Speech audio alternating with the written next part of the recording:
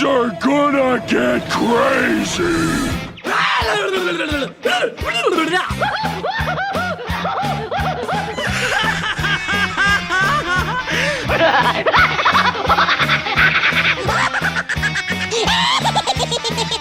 Most everyone's mad.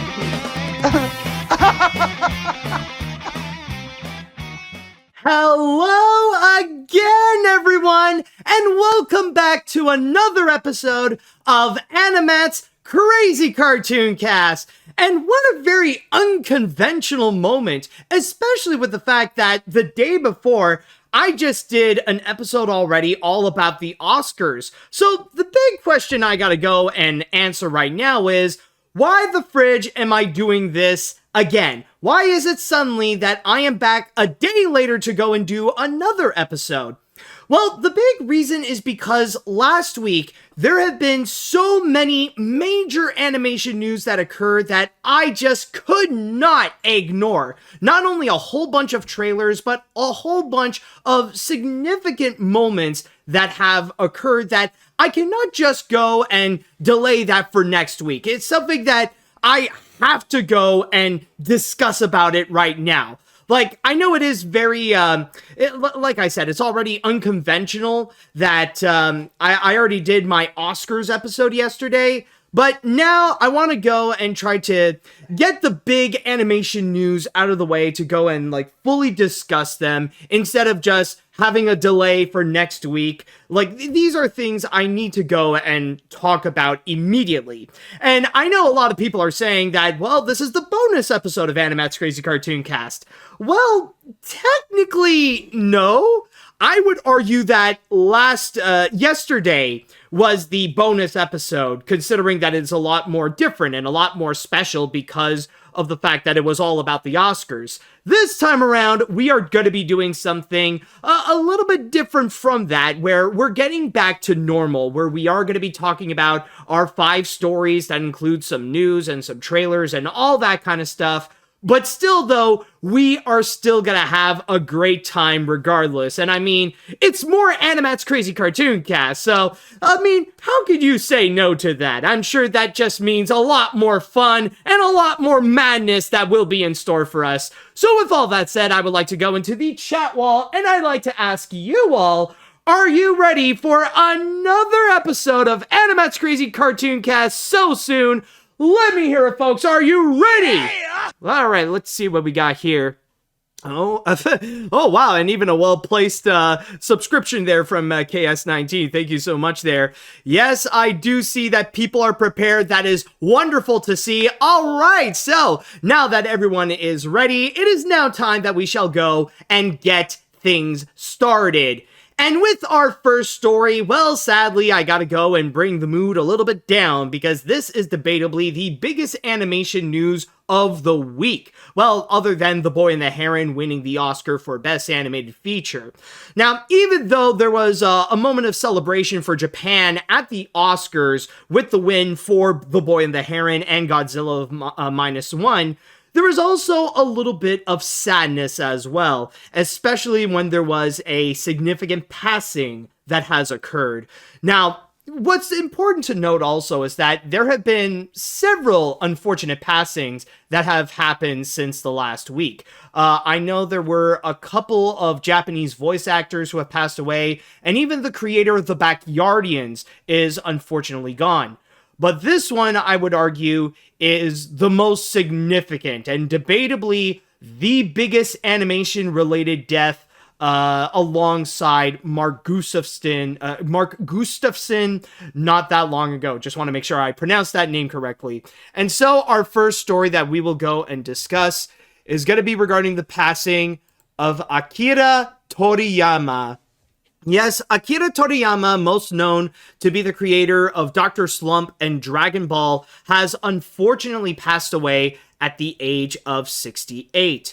And it has been stated that apparently he actually died not too long ago on March 1st, from what is said here on my source on The Hollywood Reporter, from an acute subdural hematoma. So, yeah, apparently, like, it was just a very unexpected thing. And it was apparently revealed from the official Dragon Ball website, in which they stated here, he has left many manga titles and works of art to this world. Thanks to the support of so many people around the world, he has been able to continue his creative activities for over 45 years. We hope that the world of Akira Toriyama's unique works will continue to be loved by everyone for a long time to come.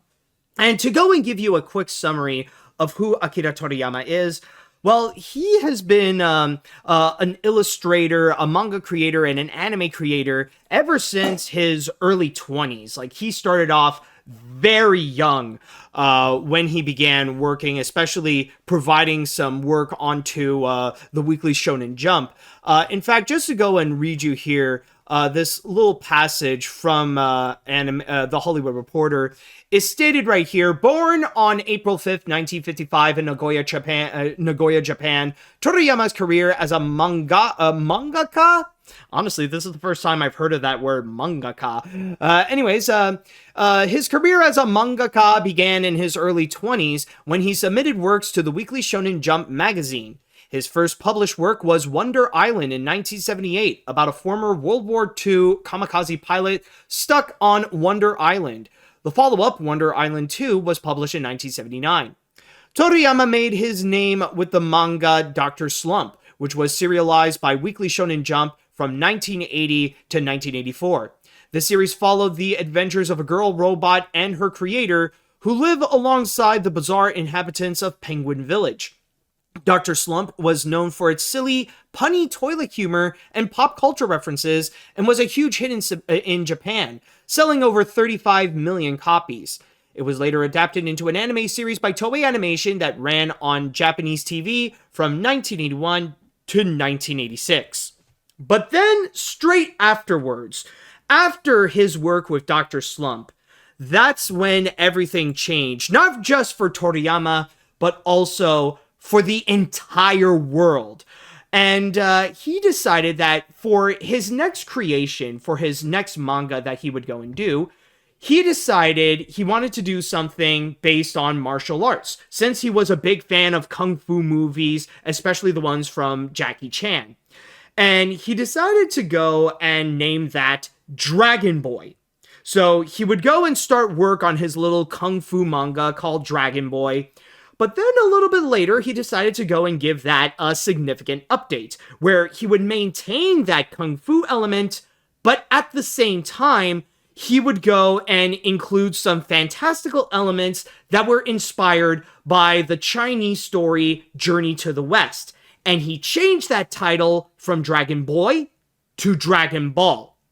And that is where, debatably, his magnum opus began. Started off in 1984 and then took an entire life of his own, where it would become one of the most influential and one of the most popular Japanese-related pop culture media in existence, of all time, even.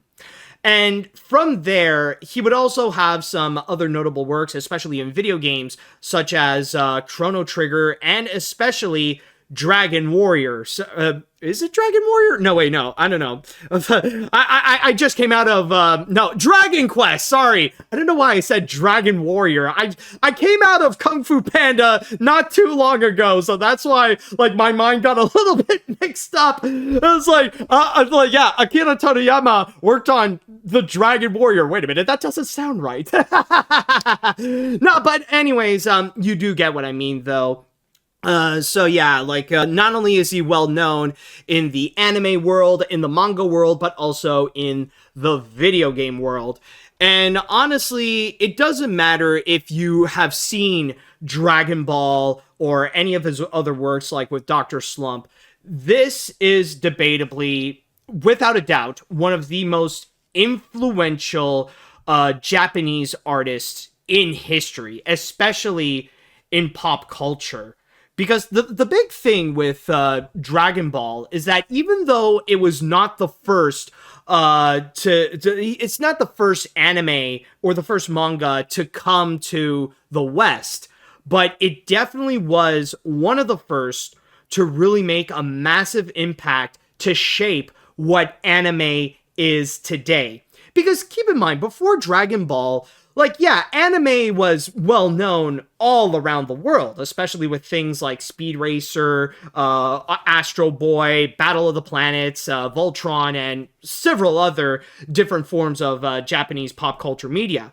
But it wasn't necessarily that big. It was very underground. It was like only a very niche group of people outside of Japan that actually do know about these things, let alone actually consume that kind of media. But then Dragon Ball entered the scene, and that is a key player in really changing everything for Japanese pop culture. Like, one of the first animes and one of the first mangas to really introduce that form of medium to the mainstream, like to really make it very worldwide, to make it very popular, and to actually become a lot more common in several different cultures all around the world, for other countries as well to go and consume Japanese related pop culture media. And a big part of that is with Dragon Ball. So already, in terms of that kind of influence, that is why it is easily among one of the most recognizable animes in the industry, in the world even. Like, even people who know literally nothing about anime, they know what Dragon Ball is. Like, they can point, they can look at a character like Goku and they'll know, like, oh yeah, that's Dragon Ball. Like, easily recognizable. That iconic. But at the same time, like, especially with Dragon Ball, like, not only was it like a major influence to help anime and manga and Japanese pop culture to become so mainstream, but it also played a key factor in influencing other animes and other mangas. There are so many out there who would give credit to Akira Toriyama and Dragon Ball for their influence and to change their lives, where they would go and inspire the artwork that they would do, the style of animes that they want to go and create. And a big part of that is because of Dragon Ball. In fact, it is actually worth mentioning that a lot of people would say that in the world of anime and in the world of manga, there would be the big three. There are 3 animes or 3 mangas out there that are considered to be the biggest of them all, the most popular, that is still ongoing for literally decades. Naruto, One Piece, and of course, there is Dragon Ball. Like, debatably, the biggest one out of them all. And from there, there's also another thing that I do want to mention in regards to Akira Toriyama, and that is regarding the fact that not only is Dragon Ball in itself very iconic, but I would also say that his artwork is also very iconic. One of the most recognizable Japanese art styles in pop culture. Like, the kind that you can easily recognize that it is a work from Akira Toriyama, that he was involved with the production when it comes to creating whatever project there may be. Not just with Dragon Ball, but also when you look at something like Dragon Quest, or especially Chrono Trigger, it has that same kind of style, that same artistic aesthetic that is easily recognizable, that just makes it completely stand out from all the other anime types. Like, a lot of people, there's a lot of people out there who would say that a lot of anime, they look the same. But then there's the works of Akira Toriyama, where it's like, yeah, it has like some of those anime-like aesthetics, but there's something about it that is uniquely his style, that he has a very unique approach, again, rather it be from Dragon Ball or from Dragon Quest or from Chrono Trigger, that you can recognize that it was his style. So from there, wait, some people are saying that they look nothing alike. Are you sure? Like, or is there a conversation going on in the chat wall, or I don't know, there might be something that I might be missing out of context. I'm just talking about my thing. I'm just looking into what is being discussed in the chat wall. But as I was saying, though, the whole thing with Akira Toriyama is that with his works, with his influence, this is one of the big, like, I would honestly go and say that he is easily among one of the most influential Japanese pop culture creators of all time. And a lot of people are making some major comparisons where a lot of people are even saying that Akira Toriyama is the Japanese Stan Lee. And honestly, I don't really think that is an exaggeration. I think that there might be some legitimate accuracies, especially in terms of the cultural impact that he has left with his works. And yes, this is a massive loss, not just for anime, but for pop culture as well. Like, you probably have seen that the whole world was mourning for Akira Toriyama. I would even argue that so far, Akira Toriyama's passing is the most notable death of 2024 so far. And there has been a whole bunch that we have seen, but, and not to mention, like, there have been some big ones as well, like not too long ago I've talked about Carl Weathers passing away, but Akira Toriyama is one who defined an entire medium. And I don't think a lot of people could go and say that. So this is just a little moment that I would like to go and express my little piece about Akira Toriyama, that I know he is going to be missed by millions, if not billions of people around the world. Definitely one of the biggest names in anime and in manga and in pop culture, and even like just as an illustrator. Like, yeah, we lost a big one here.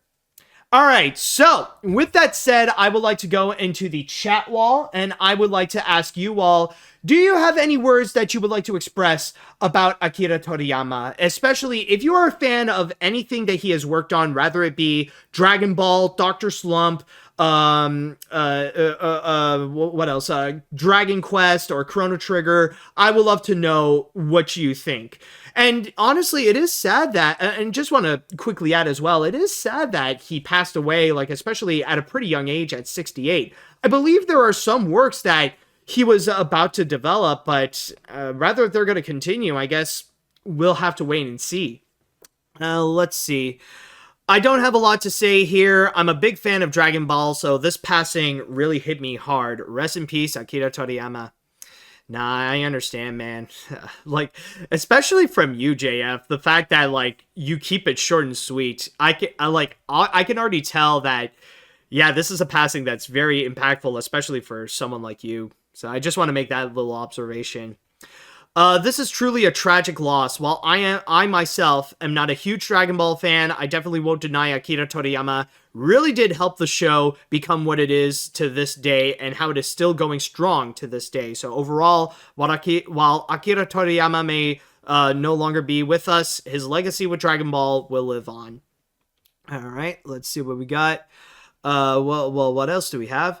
No one in the chat directly knew Toriyama directly, but his legacy with the Dragon Ball universe is so huge that it spanned the second golden age of anime during the 1980s and 1990s.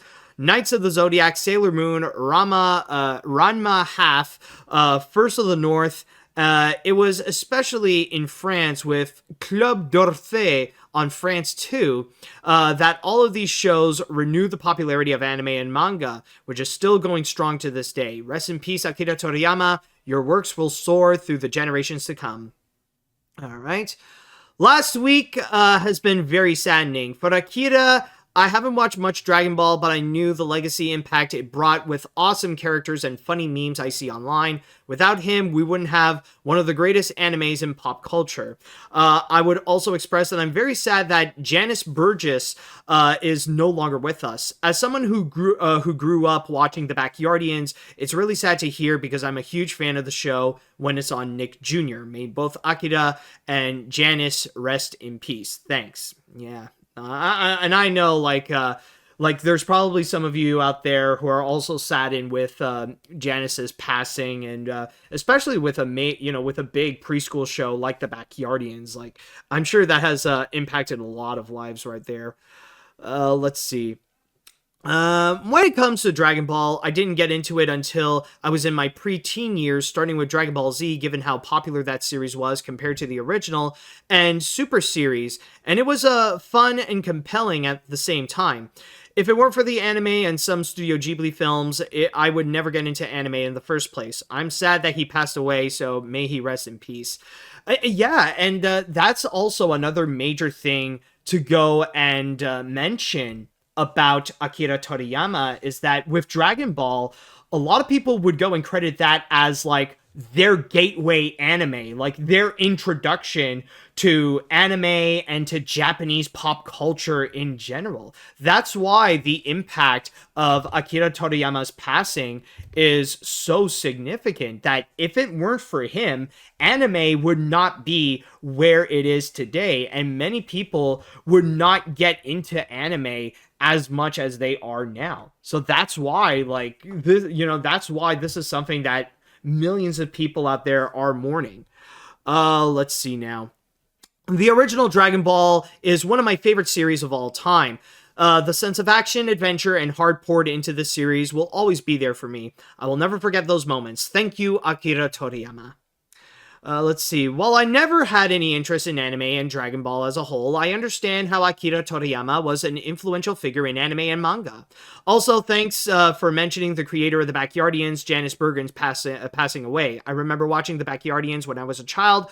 That show was a big part of my childhood. All right, that is nice. And I think I'll just read one more comment here. Rest in peace to Akira Toriyama, Janice Burgess, and especially Eric Carmen, who just passed away yesterday. At least he won't be all by himself. Yes, well, we're going to go on to our first break now, and when we do return, there will be another passing that we will talk about, but this will not be about a person, but rather a major studio. So, well, not a major studio, but definitely a fan favorite one, so stay tuned for that. All right, we're back. And before I continue, I just realized looking into the chat wall that I might have done a little bit of a mistake. And apparently there was a G that I was missing when I was talking about Janice Burgess's show. And it's not the Backyardians, it's Backyardigans. So sorry for that little mistake there, folks. Yeah, as you can probably tell, I'm not someone who grew up with Backyardigans, so it's probably a bit of a clue if I don't pronounce the show correctly. Okay, anyways, let's get back to our next story that we got here. And this one, like I said before, this is technically another passing, but not necessarily a passing, but this is a shutdown, unfortunately. And maybe this is not necessarily as big of a shutdown as Blue Sky Studios a few years back, but this is still one that is a significant loss, especially when it is the creator of many fan favorite shows. And with that said, let us go into our next story in regards to Rooster Teeth. Yes, it has officially been announced that Rooster Teeth, the studio that brought you many favorite shows, including RWBY, Red vs. Blue, Genlock, Camp, and more, is sadly going to be shutting down. And this has officially been revealed, where it has been mentioned that Warner Brothers Discovery has said that they are officially going to go and let go of Rooster Teeth. And when it comes to the individual shows that they have, whether it be stuff that I've mentioned like Camp or RWBY or what was the other one, like Red vs. Blue, or even some of the online stuff like their podcast or stuff like Death Battle, apparently they're going to go and try to sell that off. So there is a chance that maybe the franchises that they do have or that they have created, they will go and sell them off to other companies so that they can go and continue. But it looks like Rooster Teeth is most likely not going to continue there. And there are going to be, unfortunately, a lot of layoffs that will come with it, in which I'll read from my source here on Variety, in which it says that the closure of Rooster Teeth will result in layoffs of its approximately 150 full-time employees and will throw dozens of contractors and content creators out of work as well. At the same time, the people at Rooster Teeth did put out a memo discussing about their legacy and what has recently happened. So in their own words, they did put out a bit of a memo to the staff there, to which it says here, "Dear Rooster Teeth, since our founders created and uploaded their first video on the then called World Wide Web in 2003, Rooster Teeth has been a source of creativity, laughter, and lasting innovation in the widely volatile media industry. We've read the headlines about industry-wide layoffs and closures, and you've heard me give my perspective and updates on the rapidly changing state of media and entertainment during each of our monthly all-hands meeting. Since the inheriting ownership and control of Rooster Teeth from AT&T following its acquisition of Time Warner, Warner Bros. Discovery continued its investment in our company, content, and community. Now, however, it is with a heavy heart I announce that Rooster Teeth is shutting down due to challenges facing digital media resulting from fundamental shifts in consumer behavior and monetization across platforms, advertising, and patronage. Please note that the Roost team is not currently impacted by this action. The Roost podcast network, let me just go and phrase that without sounding like Porky Pig. The Roost Podcast Network will continue operating and fulfilling its obligations while WBD evaluates outside interest in acquiring this growing asset. In the coming days and weeks, we will have many questions to answer and the opportunity to work together to implement the best way to wind things down for us and our community. We're working through what comes next in real time and will be as open, direct, and accessible as possible. Thank you all in advance for your patience and support one another." And then from there, they would go and discuss about their legacy, their history, and what they have done over the years with many of their shows, how they've started and how they ran as a company. So from there, this is all to go and say that Rooster Teeth is about to come to an end. Now, this is a bit of an unexpected shock, but for some, though, it's worth mentioning that some were not really that surprised, especially with the fact that when it came to Rooster Teeth, it has been quite a long time since they were actually profitable, because it's actually been a whole decade since they were having difficulties trying to accumulate some profits needed in order to actually find some revenue, because the company has always been in the red since 2014. But why is it? How is it that a company that is very prominent, especially on the internet, capable of making very successful shows like Ruby, Red vs. Blue, Genlock, Camp, and more, how is it that they were failing in order to make some money? Was it the projects themselves being over budgeted? Well, no. In fact, the biggest clue to what I just said was actually what I've mentioned. When is it that they started to become unprofitable? It was 10 years ago, back in 2014. And this is an obvious clue to what happened, because there was a very significant thing that has occurred during that time. In fact, it was actually stated right over here, this little paragraph, to which, hold on a sec, let me do that correctly. It says here that in 2014, Rooster Teeth was bought by Fullscreen, which, if you don't know, Fullscreen back then was this, or at least it was one of the big multi-channel networks. It was kind of like the big YouTube agency that people would connect with in order to gain some revenue on YouTube. But anyways, so they were bought out by Fullscreen, which in turn was bought by Otter Media, a joint venture of AT&T and Chernin Group, before Rooster Teeth became part of Warner Media under AT&T's ownership. In 2022, Discovery closed the acquisition of Warner Media to form Warner Bros. Discovery. So as you could see, there was a chain of events that occurred in which Rooster Teeth was continuously under new ownership. In 2014, it started out where they got bought out by Fullscreen. And then, a little bit later, Fullscreen got bought out by Otter Media, which puts Rooster Teeth under AT&T.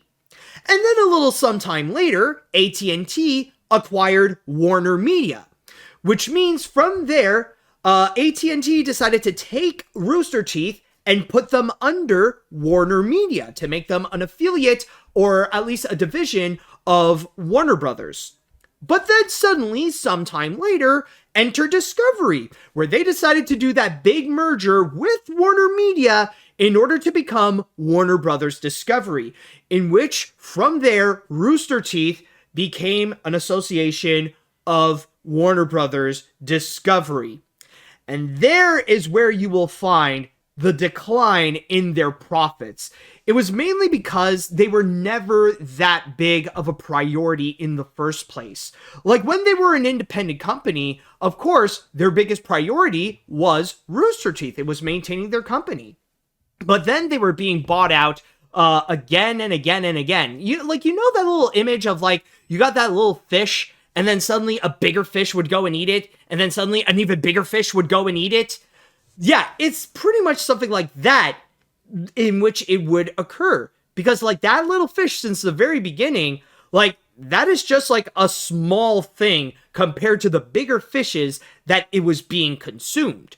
So from there, Rooster Teeth became less and less of a priority the bigger that their parent company would go and become, making it even harder in order for the company to actually become profitable, and that things quickly went downhill from there. And this is even without mentioning the quality of the shows and how things would go with stuff like Ruby and Red versus Blue, because I haven't fully gone into the history of those, but I know that there is a little bit of a controversy with the Rooster Teeth shows where in terms of their quality and how fans would feel about them, like it's a bit of a roller coaster. Like sometimes things would go great and sometimes things would like go really bad, and some creative decisions would end up making some fans really, really angry.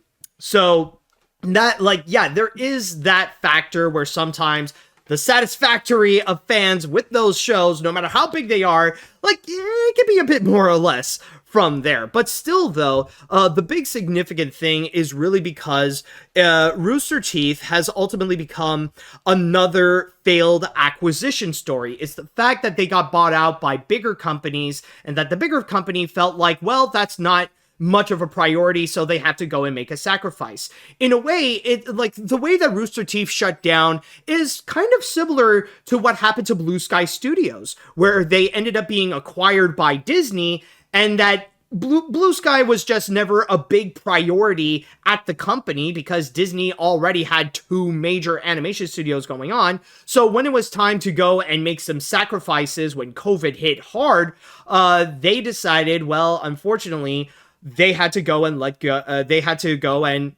go of Blue Sky Studios. A controversial decision, but like that was part of the reason why we don't have Blue Sky Studios to this day. However, when it comes to Rooster Teeth, like going back to this, it is worth mentioning though that Rooster Teeth in itself is not a perfect company. Like to go and pin the blame entirely on David Zaslav and Warner Brothers Discovery would honestly be very disingenuous, because there is a part of it in which Rooster Teeth is also in itself to blame for its own downfall, especially with the controversies that have occurred in the past.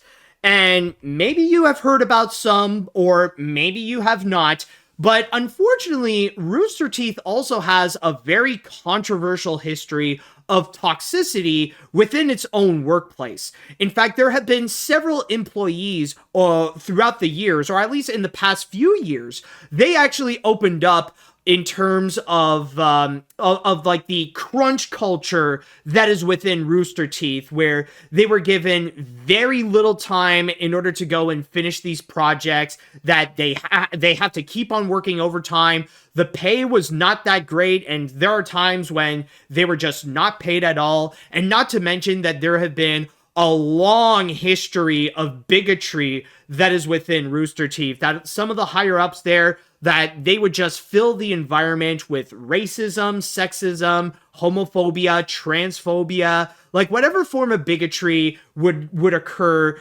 Rooster Teeth would go and have that. So not only was there mismanagement from the parent companies in terms of how they could go and handle Rooster Teeth, but there is also a lot of mismanagement that would go on within Rooster Teeth, that it is not a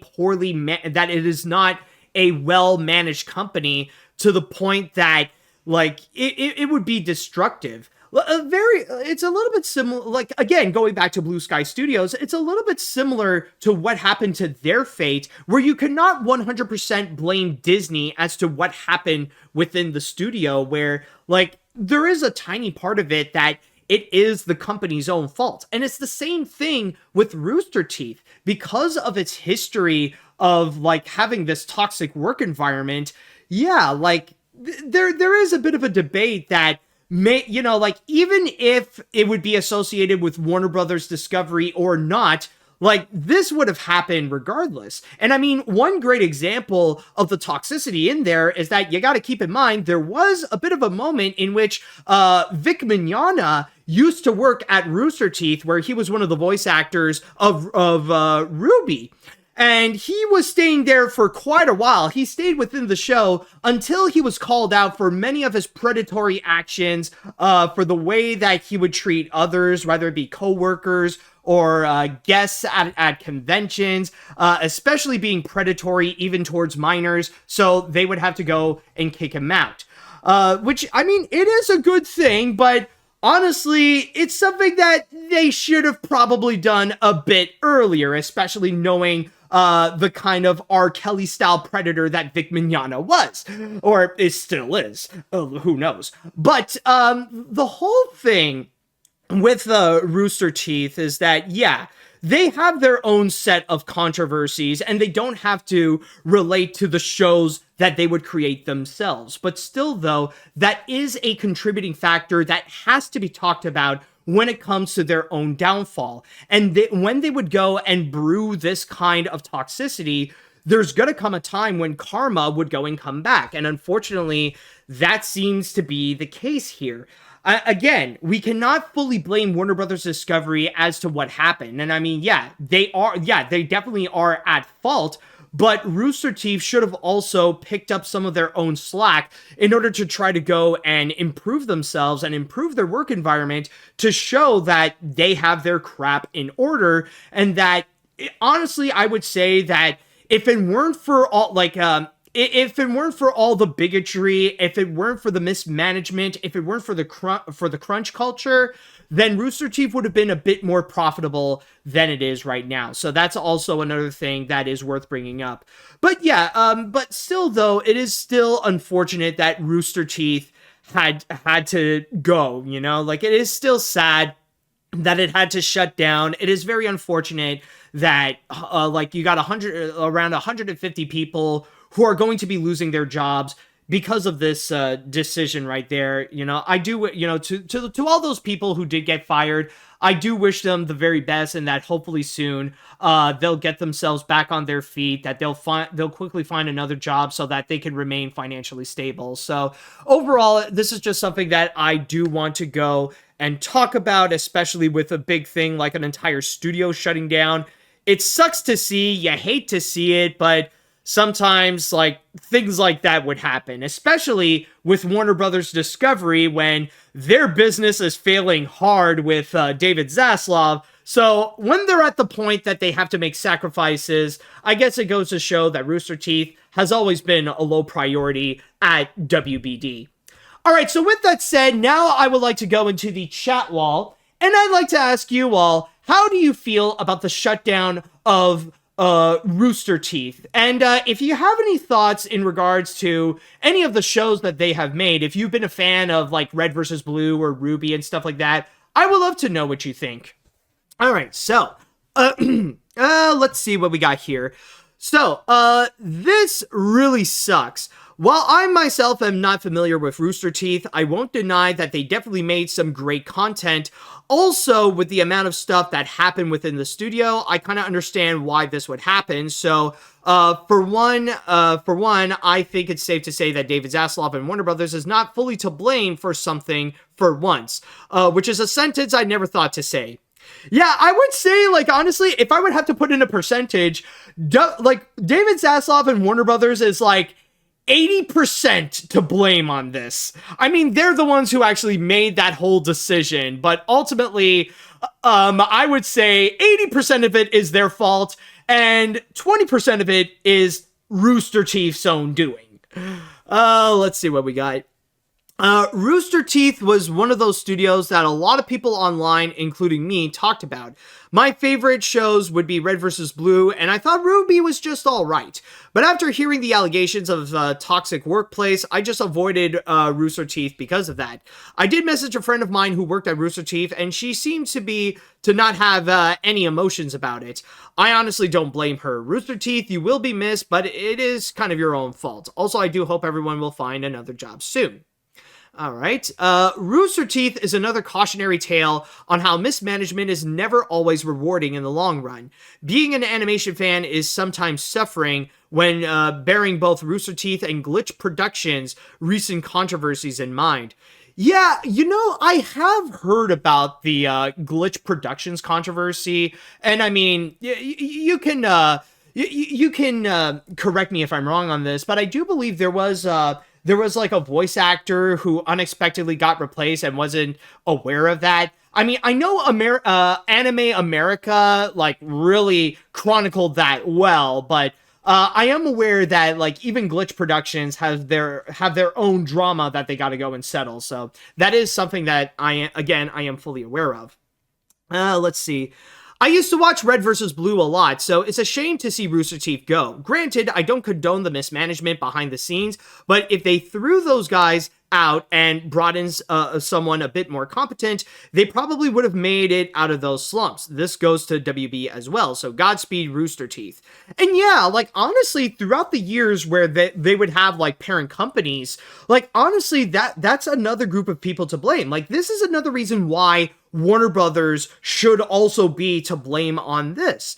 Mainly because of the fact that they always treated Rooster Teeth as a low priority and that they didn't really do much when it comes to all the mismanagement that has been reported. You'd think that they would take action and get rid of the toxic people and the people who are bigoted, like get rid of all the transphobes, the homophobes, the racists, the misogynists, and all that kind of stuff, and bring in more competent people in order to make business better. Like, they could have done something, but clearly they didn't. All they've done is just shut the studio down. Like, that's it. Let's see, what else do we have here? The biggest concern for me regarding Rooster Teeth is what's going to happen to Death Battle. I remember loving that show back in the Screw Attack days.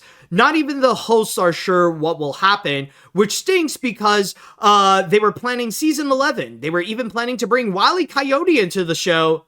Oh, wait a minute. No, but like I said before, from what I've heard, apparently they're going to take the franchises and they're going to put them off on sale. Like, they're going to auction them off, like with Ruby, Genlock, Camp, and maybe even Death Battle. There is a chance that they're going to go and sell that. So I honestly, like, the future is uncertain, and I mean, as we have recently seen, when it comes to Warner Brothers trying to sell something, like, often it doesn't really work out, so who knows? Like, we cannot say that they're officially gone, but you never know. Like, the future of those franchises are just questionable. Alright, let's see what else we have here. Let's see.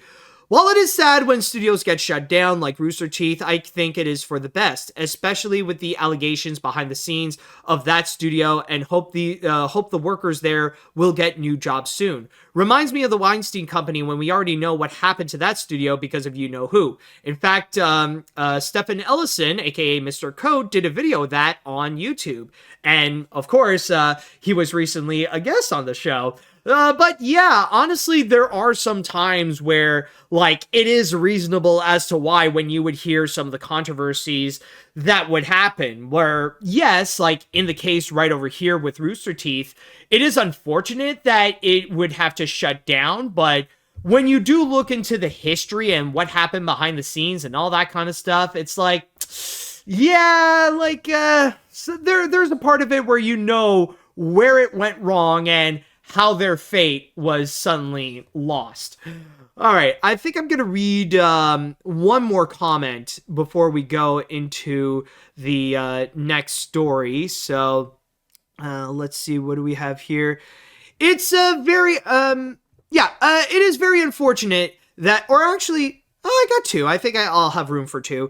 It is very unfortunate that Rooster Teeth is gone. I often consider it one of the indie animations that became popular alongside Has Been Hotel. One question is, what would happen to Death Battle? I've already answered that question, or at least my guess of it. Anyways, I'm not familiar with Rooster Teeth other than collaborating with DC with the Justice League and Ruby direct-to-video movies, but I didn't expect this company would get shut down. I am aware of its controversial practices, but it seems like they were gonna go down a path in how business is going. It seems sad, but hope the animators find another job. So yeah, this is honestly something, again, that really is worth mentioning because, well, as much as we don't want it to happen, it can occur in which some notable animation studios would cease to exist. Alright, so we're gonna go on to our next break, and I think it is time that we shall go and lighten up the mood. And what better way to go and lighten up the mood by checking out the return of our favorite emotions, so stay tuned for that. Alright, now let's go and jump onto our next story, and like I said before, even though we started things off on a little bit of a low note, a bit of a sad note, where we have to say goodbye to Akira Toriyama, to Janice Burgess, and to Rooster Teeth, but now let's go and look ahead into the future with a lot more hope, with a lot more positivity, especially when I have two trailers here for what are right now two of the most anticipated animated features of the year. And the first one that we have, well, technically, it has already been the one of, if not the most anticipated animated film of 2024. And even though we had no idea what it is or what the story would entail, we just know that, well, we are familiar with the first movie, and that's what will get us excited for the second.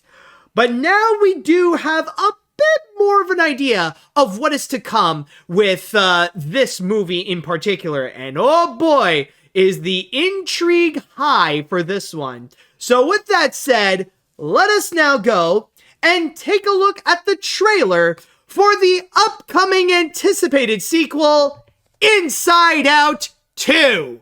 This is Joy, coming to you live in Riley's mind. And that is Inside Out 2. Okay, yeah. Thank you. Yes, that is Inside Out 2, to which the movie shall be coming soon to theaters on June 14th. And I mean, I've already talked about Inside Out several times, in fact. And I would even say that not only is it one of my favorite Pixar movies out there, but I would even say it is one of the best animated features of the 2010 decade. So already, I was pretty excited and optimistically curious to see what Pixar would have in store with the second one. Because beforehand, the most that we would know is just the fact that, well, like, we're gonna get new emotions in, Riley is gonna become a teenager, and that was pretty much it. Like, we would just go from there.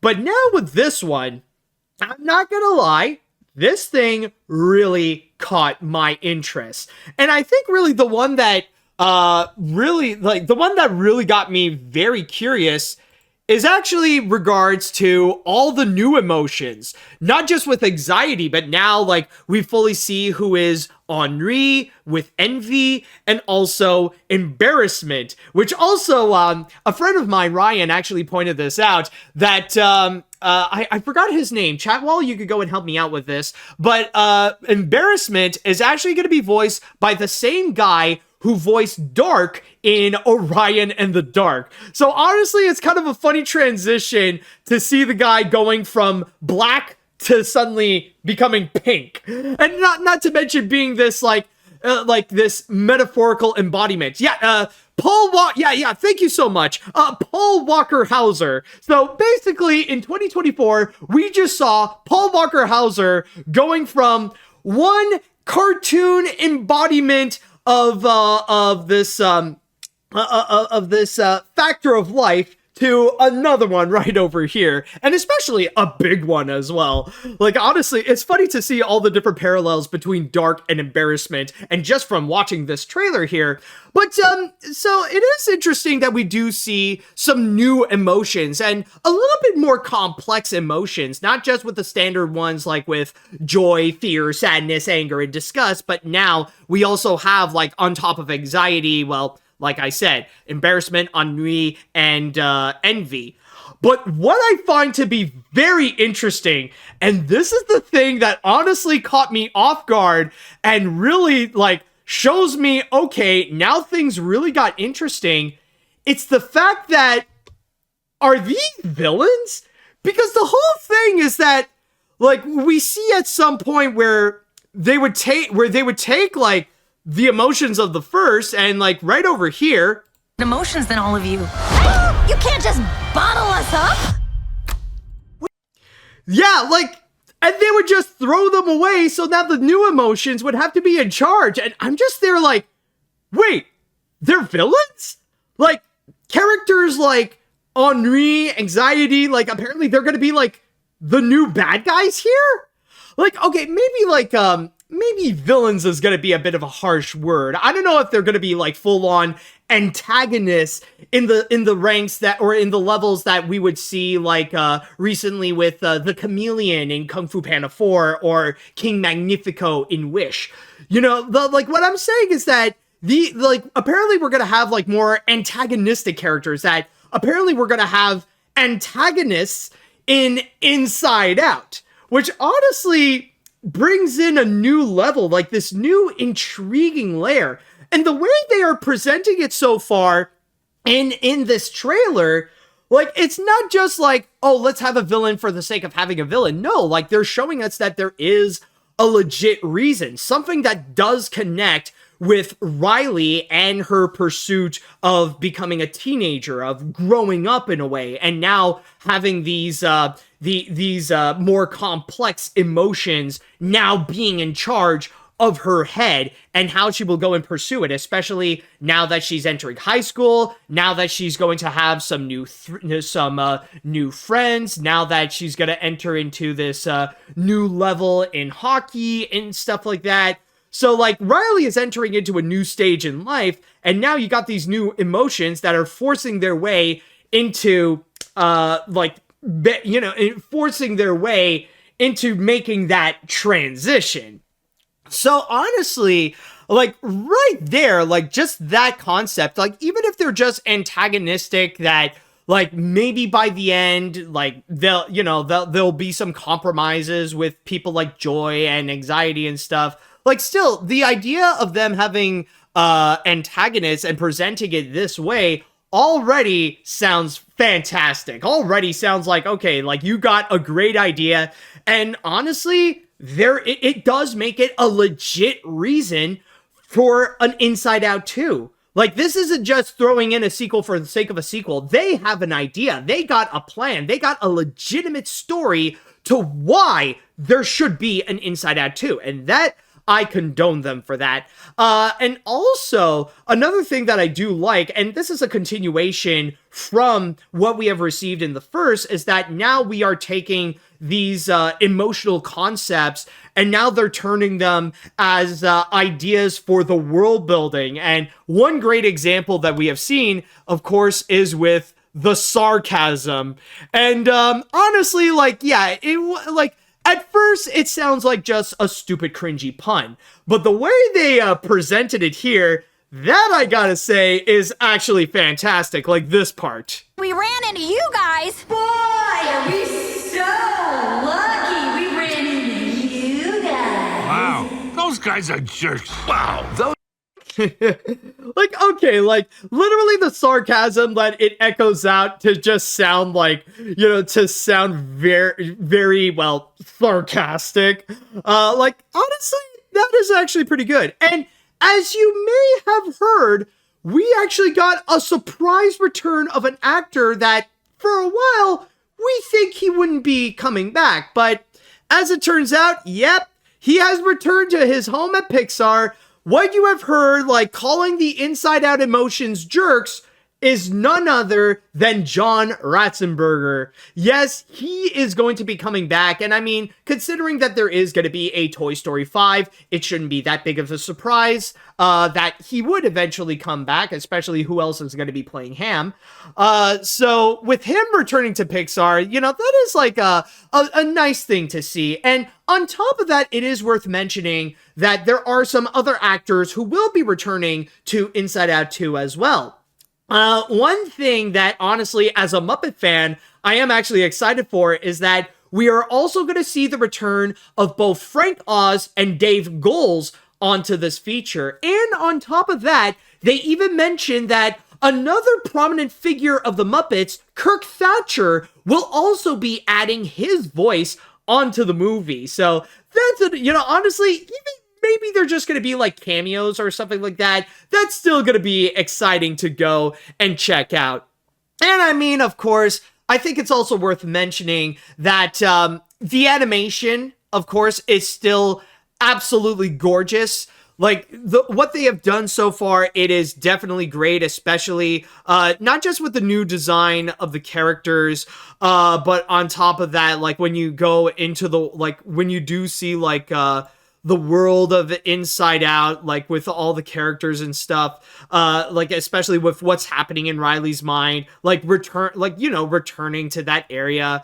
Honestly, it's like, it still looks gorgeous, and not to mention also the contrast of what is happening in the real world as well. Like, that's another thing that is absolutely beautiful. And that, you know, and it's honestly one of the things that I really do love about Inside Out, just the contrast of like the more abstract, colorful, cartoony world that's in Riley's head, and also the more realistic style that's going on in reality, in Riley's actual world.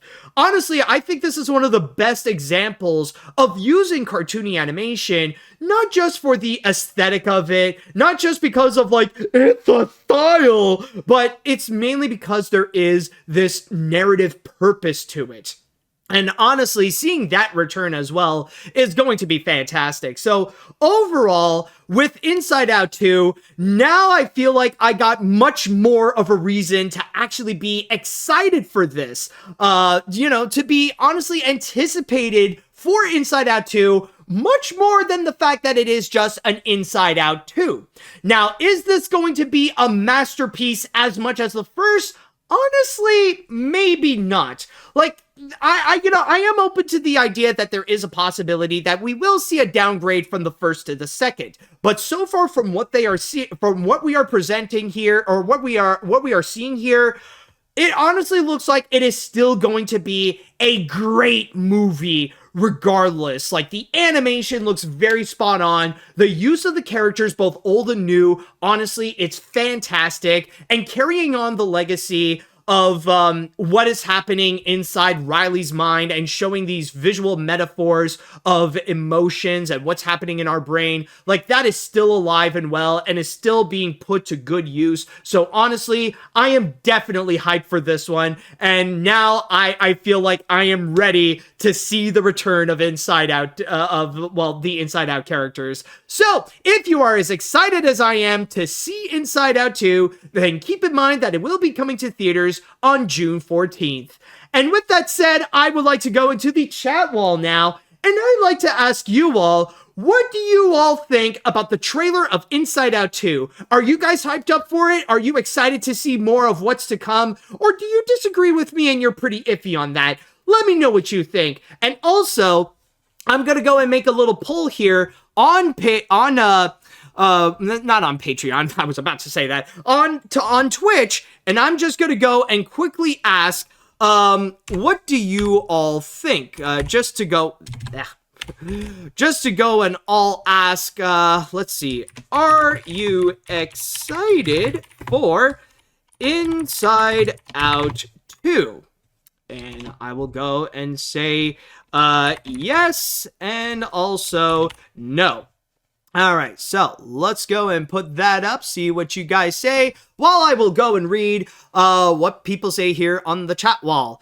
Okay, let's see here. Might as well go and start things off with, of course, from the Pixar girl. And it says here, "Aw, this looks fun. Envy is so adorable. I want to adopt her. Anxiety, planning for the future. That actually makes sense. Anxiety is a panic mess and fearing everything. So yeah, planning sounds contradictory, but does make sense. I'm surprised Envy isn't the sort of jealous, angry person, but a little bean. Also, Ratzenberger's back. Guess things didn't work out with his bestie, eh? I do worry that it'll repeat the first film with the five trying to get back, but I still like it." Yeah, and that's honestly the one little criticism that I would have, is that there are those little traces that feel like narratively they're repeating what they have done in the first film. But then again, I feel like there's way more pros than there are cons in this, at least from what we have been seeing in the trailer. So I'm not going to let the problems take away my excitement for this feature. Okay, let's see what else we have. Well, I could say this really has my attention, and honestly kind of deep to think about. Movie-wise, it does have my interest to know what's going to happen, and I do see how things might be, how this might be a worthy sequel to the first film. Not to mention, I think the comedy is pretty on point, and it's nice to hear John Ratzenberger come back. It even gave me deep thought I never thought of, even from having anxiety myself. I never thought I'd be that much trouble than just being too ambitious. Oh yeah, like honestly, this is also another great thing. If it can manage to help you change the way you think in terms of what's going on in your mind and what happens with your emotions, then honestly, we might have a major winner. Like if it's able to go and recreate that magic that the first film had, then that is what is going to make it a worthy successor to the first Inside Out. Even if it might be like a slight downgrade as a movie, like if it could go and pull that off, then yeah, it'll be an automatic great movie there. All right, let's see what else we have. Yeah, this movie still looks like the perfect Inside Out sequel. Not only is the expansion of Riley's mind absolutely incredible, but the joke with the sarcasm caught me way off guard, and the new emotions are a delight, with Envy being a personal favorite. It may or may not be because of me being an Ayo Edebiri fan. Also, how do they explain headaches? That's my question. Honestly, yeah, I'm not sure. Like, because they did mention, like, they did show in the first, like, how brain freezes work. So I wonder, like, how do headaches function?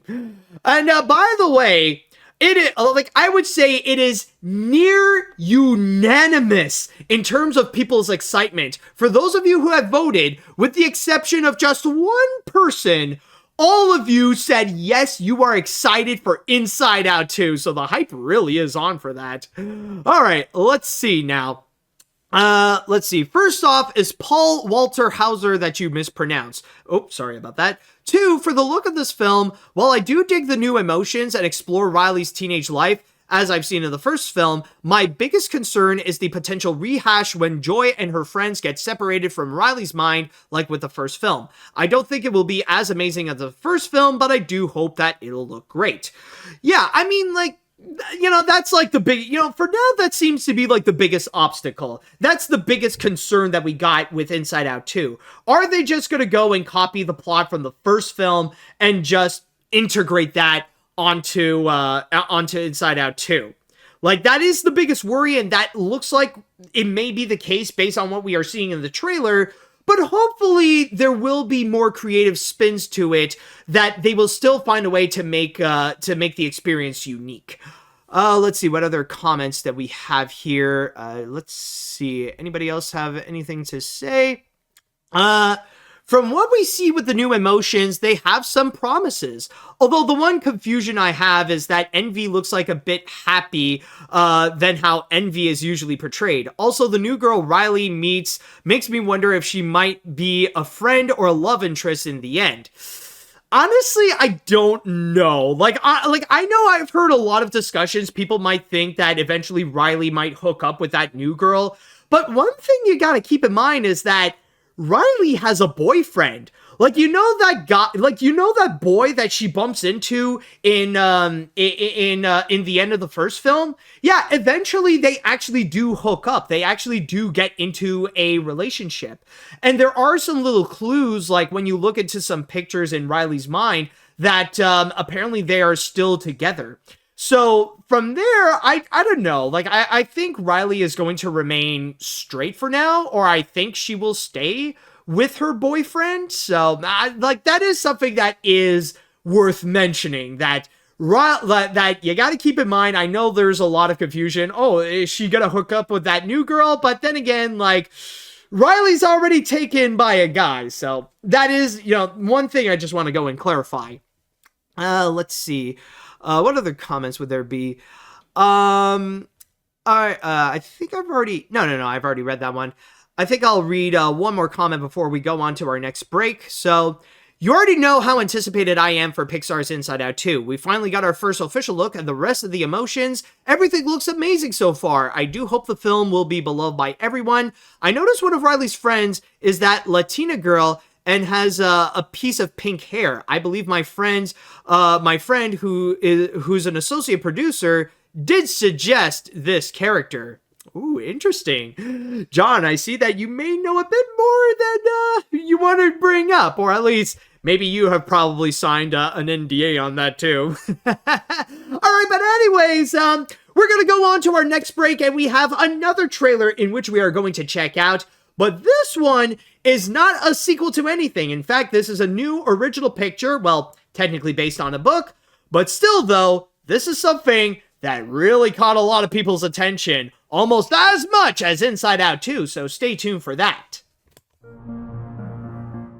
And we are back. Now, when it comes to our next story, it's a little bit similar to Inside Out 2, where we actually have a trailer of a movie that beforehand, we didn't necessarily really know what is going on with it. At the most, we know that it was based on a book, and that Chris Sanders is going to be coming back to go and direct this movie. So, honestly, the only people who really knew about what could be going on with it is just those who have read the book. I am not one of them, though, so honestly, I was left completely clueless. It's like, okay, so it's a movie about a robot, and that's it. It wasn't until that they officially released the trailer where now we do have a full idea of what's going on. Considering that DreamWorks Animation is already doing way better this year, especially with the movies that came out, like with the critically praised Orion in the Dark on Netflix, and already Kung Fu Panda 4 that is off to a great start. But then coming this September, we got one more movie from the studio. So with that said, let us go and take a look at the trailer for their upcoming third movie of 2024, The Wild Robot.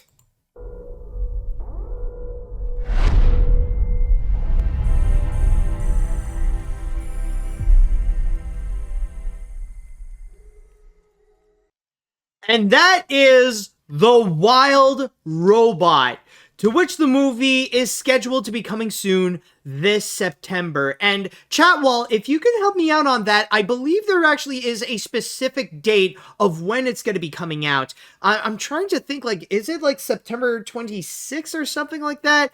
Because I know it was announced before, but I don't know. People are saying right now it's apparently September 20th? Yeah, okay, so it's September 20th that the movie shall be coming soon. And honestly, when I first saw this trailer, like, honestly, it was something that really caught me off guard. It was something that I was like, okay, yeah, I've heard about this before. Yeah, it's Chris Sanders' next movie. What's going on with it? What the fridge? Like, what the fridge is this? Like, holy crap, I'll say right now, this is unlike anything that we have seen from DreamWorks Animation in recent years. Like, this really was one where I was blown away from the trailer. Like, I didn't know what to expect from the Wild Robot, but I certainly did not expect that. Like, okay, first and foremost, that animation. Like, holy crap. That animation is just freaking gorgeous right over here. Like, look at the scenery. Like, obviously, it has, like, a bit of a tone that is very similar to Puss in Boots: The Last Wish, where it has kind of this painterly-like filter. And I would say even the designs, like, when you look at some of the animals that are featured, they look like something that came straight out of Puss in Boots: The Last Wish. In fact, I would even say, like, I wouldn't be surprised if some of the people who have actually worked on Puss in Boots: The Last Wish, like any of the character designers and stuff like that, if they've actually been involved with the Wild Robot. Like, after they've worked on Last Wish, they would then jump onto this movie right over here.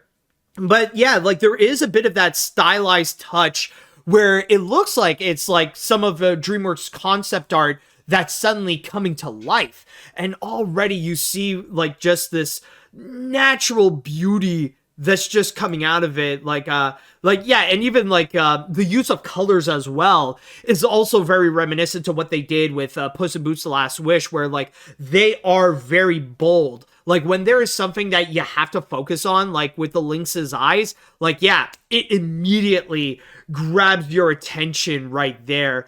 And just like with the variety of animals that you see that the robot would go and interact, it's just already, like, just aesthetically with the animation, and not to mention just looking at the robot's journey, like adapting to, like, how the animals would go and live is a true sight to behold. Like, honestly, seeing how the robot is trying to adapt, trying to survive, seeing how life works, and learning from the animals how to go and, like, navigate their way in the forest, and the robot trying to do the same while also helping them out as well. So already with the animation, it's just fantastic. Almost in a way that it looks like this could be the next Bambi in a sense. I know that's like an extremely bold claim, but it is very rare that we would find an animated feature that is, like, very close to nature in this way, and especially depicting nature as realistic, as authentically as possible. And also with the story as well, like, you could already tell that this is something that, oh my god, this is going to be heartfelt. And I'm sure there are many people out there, they're just going to be watching they're watching the trailer, they're like, ah, crap, this thing is gonna make me cry, isn't it? And yeah, like, I already feel like, honestly, even just by watching the trailer, I feel like, oh god, I'm gonna be emotional. Like, even, like, this little shot with the feather and the robot, like, this little moment here, like, oh my god, I cannot look at that any further, because honestly, I might end up getting teary-eyed just from that one frame. Oh my god. So yeah, like, there definitely is going to be, like, this emotional core that is going to carry with the robot's with the robot's relationship with all the animals, especially with that little ducky right there. But I think, honestly, the one thing that very much stands out from this entire trailer is the fact of how the majority of it is silent. That nobody was really talking here, except for the robot at one point right at the end, giving us that little moral. In fact, let's just have like one more quick listen to that, because like it is a good lesson. Yeah, like this part here. Sometimes to survive, Oops. we must become more than we were programmed to be. So yeah, I just realized, like, was I on mostly? Like, I did realize visually that I wasn't showing, like, some of the things that I was talking about. But anyways, yeah, like, that was the only time that that any character would go and legitimately talk. The most of it, though, was pretty much silent. And this is why, like, if there is one, like, I know I've already mentioned Bambi, but if there is one movie that I would compare this to, it feels like WALL-E. It feels like a movie in which you would see like all these animals. Like, it's not necessarily a film that's driven by dialogue or anything like that. It's mostly silent, and you see this robot trying to navigate through life and just communicate the same way as the animals. That it's mostly the animators that would be carrying this through. Now, is that actually the case, though? Honestly, I don't think so. And that is mainly because of one thing that they have teased us that we haven't fully experienced, with the exception of one. Right over here. As you can see, this movie also has a list of prominent actors that are among the cast. So, of course, we did hear Lupita Nyong'o as the voice of the robot, but also we have Pedro Pascal, we got Kit Connor, Bill Nighy, Stephanie Sue, Mark Hamill, and Catherine O'Hara. And that is the one thing that I'm not gonna lie, I'm honestly a little bit concerned about, because honestly, I am loving the way that that the trailer here presented this as a mostly silent picture. But I don't think that might actually be the case, especially if they're going to be bringing in all these celebrities, then you're going to have some characters that will talk. So there is a very strong chance that what we have seen in this trailer might not be what we might actually get in the movie. Not to mention the fact that, well, a lot of the actors have confirmed that the characters that they will be voicing, apparently it's going to be the animals. Like, there's going to be at some point, one way or another, that the animals are going to talk. Like, I know Mark Hamill actually did confirm that he's going to be the voice of the bear, and Kit Connor is going to be the voice of the ducky. So, honestly, I don't know how they are going to go and present that. And I feel like that might be something, like, after what we have just witnessed with this trailer here, it could be a make or break deal, especially if they're going to involve talking animals. And someone in the chat wall even mentioned that apparently Pedro Pascal is going to be playing a fox in this.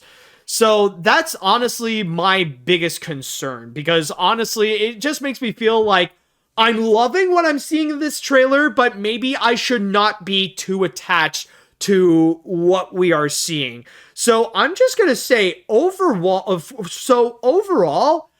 I'm gonna admit, I think this is honestly one of the best trailers for an animated feature, or one of the best trailers that we have recently seen so far.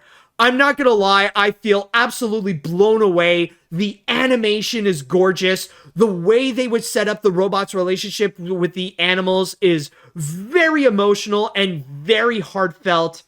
And already a lot of the promise that they are showing us, especially like with some of the action as well, I think this is gonna be something that we really need to keep an eye out for. I think this is something where this is a movie that I don't know what the fridge DreamWorks is cooking, but oh my god, let them cook, because there could be a strong chance that this could actually be one of the best animated features of the year. I mean, DreamWorks Animation already started off very strong with Orion in the Dark, but maybe there could be a chance that they could surpass it. But then again, I'm going to hold my judgment because I don't know what they are going to show with the second trailer, and there could be also another strong chance that it's going to become absolutely different than what we have seen right over here. But yeah, overall, I just gotta say, this is a beautiful first impression that the Wild Robot made. So, if you are excited to see the Wild Robot, then keep in mind that it will be coming soon in theaters on September 20th. And with that said, I would like to go into the chat wall right now, in which I want to ask you all, how do you feel about what we have recently seen with the Wild Robot? Are you excited to watch the movie? Are you a little concerned that things might be different the next time we see that again? I would like to know what your thoughts are. I want to know, actually, I'm going to go and write down a question, and I'm going to spice things up a little bit. What was your first impression of the Wild Robot? I'll say love. It's either that you hold on, I'll put it all in caps, love it, or it's just So we're gonna go and put up that poll. Meanwhile, what does the chat wall have to say here? Let me see. When I first heard about it, I wasn't much interested other than Chris Sanders directing the film. But now that I've seen the trailer, I will say, shut up and take my money. This movie is absolutely gorgeous. The animation is lovely, and the animals are super cute, especially the otters. Man, why are they so adorable? Alright, DreamWorks, you got my attention. This will definitely be their best movie of 2024. This is definitely going to make me cry when I'm gonna watch it. Man, here comes the alligator tears. Alright, let's see what else we got. This trailer absolutely blew me away. This really seems very unique compared to other DreamWorks movies, and it has my attention. The story seems very emotional, and the animation is absolutely gorgeous, and I love how it's mostly silent, and I absolutely love Chris Sanders' works with Lilo and Stitch and How to Train Your Dragon, so overall, I'm very excited for it. Alright, from the look of this trailer, this might be the strongest lineup that DreamWorks has, more than Kung Fu Panda 4, despite being weaker than Orion in the Dark. Although the all-star cast is the one thing I'm worrying the most if they are going to make the animals talk, but I hope it's not for the sake of cringe humor, because the animation and heart looks amazing so far, and I don't want to ruin it. Hopefully, this movie is amazing when it comes out. Oh, absolutely. I mean, that, like, honestly, that would be an absolute mistake for DreamWorks Animation to do. Like, if they're gonna present to us this one trailer showing us, like, a beautiful, heartfelt story that looks like it's going to take itself very seriously, and then they would bring up a second trailer where the animals talk, and then you would have the same kind of cringy humor like in Trolls Band Together. Oh boy, someone is gonna get fired for that. But hopefully that is not the case, and I trust that DreamWorks Animation is not going to be that stupid to do. So, I mean, we will wait and see with what the second trailer has in store, which I'm guessing is going to come out maybe sometime this summer. Alright, let's see what else we have. This looks really nice. I think I'm going to see it. It looks sweet, wholesome, visually lovely, and nice. It feels like the original spirit in terms of tone and themes with nature. My only concern has nothing to do with the movie, but the Disney hate-dom who will latch onto the movie being the better than Disney woke blah blah blah. Like, can you just like a movie without comparing to 2020's Disney? Sad that this will be the last DreamWorks movie to be made in-house. Yeah, that's also something that is pretty unfortunate and kind of bittersweet when it comes to this movie in particular with The Wild Robot.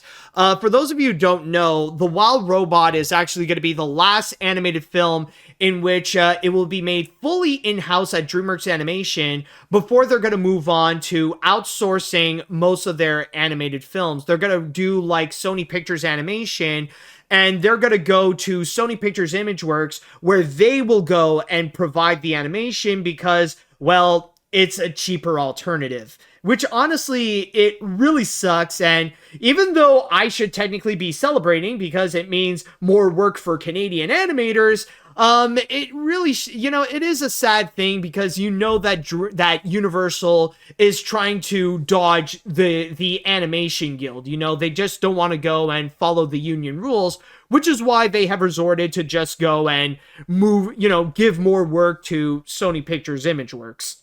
So yeah, that's also another thing worth mentioning.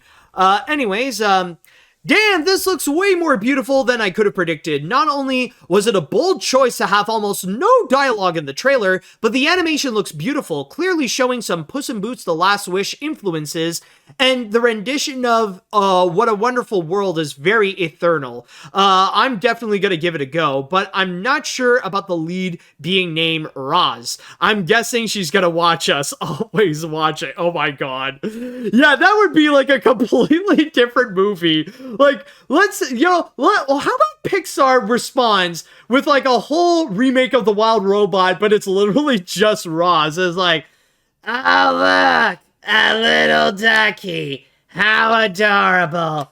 I'm gonna go and raise it. And then like you see that scene where you see the robot like trying to make the ducky fly.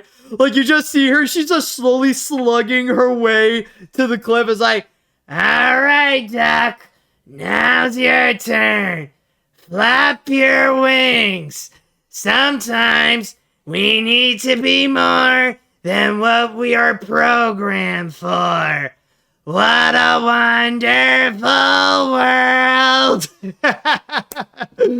Oh yeah, that would totally be a completely different movie right there. All right, anyways, what other comments do we have over here? There's one interesting one that I have seen. I just want to see, where did that go? Who was that? It's like there was one that really caught my eye. I just want to make sure I find it. Okay, right over here. WALL-E has joined forces with Castaway. As both a longtime DreamWorks and Chris Sanders fan, I gotta say that both this trailer rules and this movie looks fantastic. The painterly aesthetic in the animation, music, the cinematography, and the overall tone alone just feels very powerful enough to rival The Prince of Egypt and Spirit. By the way, I wish John Powell would have come back to score this film. Aside from that, I genuinely can't wait to see this movie. Sanders is cooking. Oh, absolutely. Let that man freaking cook. Anyways, The Wild Robot has the potential to be one of DreamWorks' best films to date. I mean, it's Chris Sanders, you guys. We all know how amazing he can do with his movies. The animation looks amazing. The visual style, while it still has that Puss in Boots look, it still looks nice, and the casting looks superb. I see Pedro Pascal is also in this. We cannot escape the Pedro Pascal mania train, can we? But yeah, I can't wait to see it. Also, go Chris Sanders. I love the guy so much. I don't blame you right there. All right, I think I'm going to read two more comments, and then we're going to go to our grand finale. I saw the trailer already, and it was adorable and beautiful. This is a prime example of show, don't tell, and the animation is some of the best from DreamWorks. I am interested to go and watch this. Also, are you planning an AniMat watches on the Megamind sequel? Oh, jeez. I've had so many people asking me for that, but maybe. I don't want to do it, but I think I gotta have to do it. I just don't wanna. But anyways, I have seen the trailer myself. It is amazing. I do agree that it reminds me of WALL-E. It also reminds me of The Iron Giant. I have seen many people on the internet being excited and blown away by this trailer. While part of me thinks that it will be similar to WALL-E, I think it will be very different to that film as it is based on a book. I have also seen some people jumping the gun and say that this film could win Best Animated Feature at the Oscars in 2025. Yeah, sure. That's what many people said about a lot of people also said that Spider-Man Across the Spider-Verse would win Best Picture at the Oscars. Yet, look how well that went. But anyways, all this to go and say that if you are excited for The Wild Robot, which I gotta say, I did see the poll that I created, and it is pretty much unanimous. Everyone who has voted say that they love this first trailer. And if you are excited for it, which I'm guessing you are, then it will be coming soon in theaters on September 20th.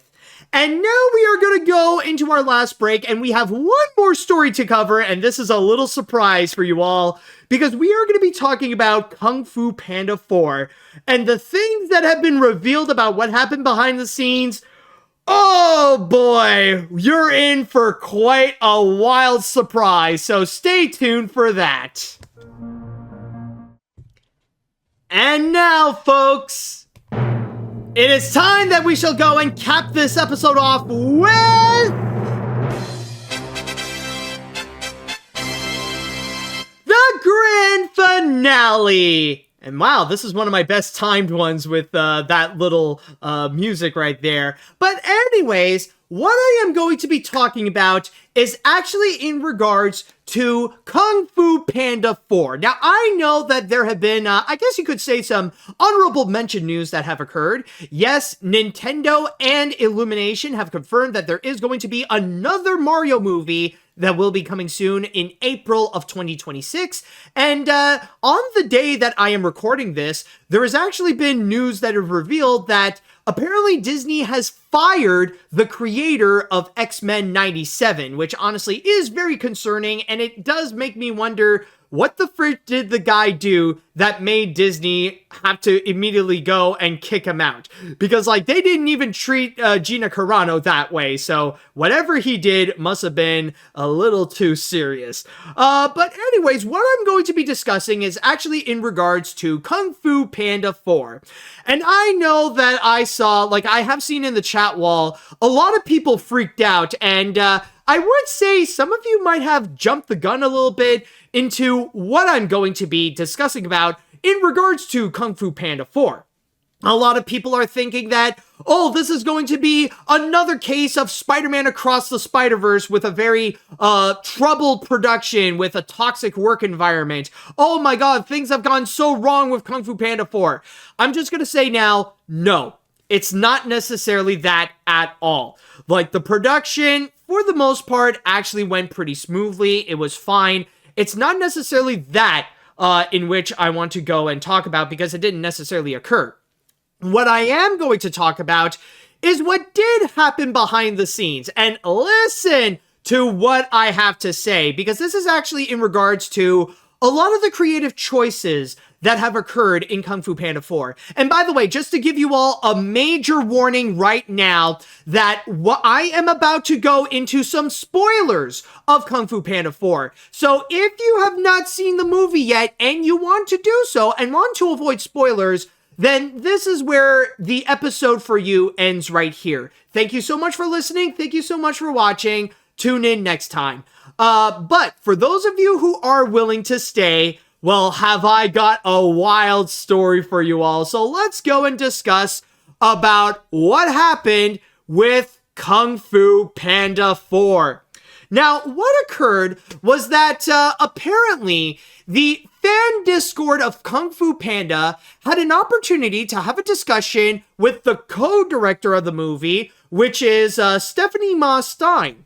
And she would go and discuss about her entire experience when working on Kung Fu Panda 4, especially as a co-director, in which it opened the door to what actually happened within the production, especially with a lot of the creative choices, her path as a co-director, and so much more.